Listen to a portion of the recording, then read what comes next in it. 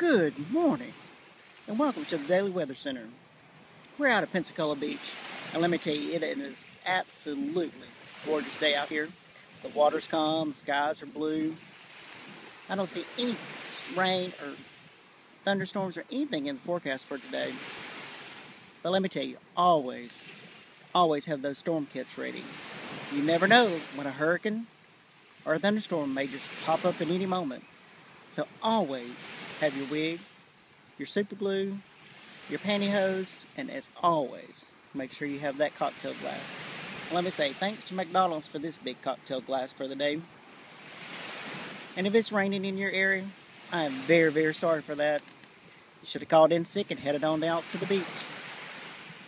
So as your Friday goes on, I hope it's a hokey pokey kind of day. Anyway, signing off from the Daily Weather Center.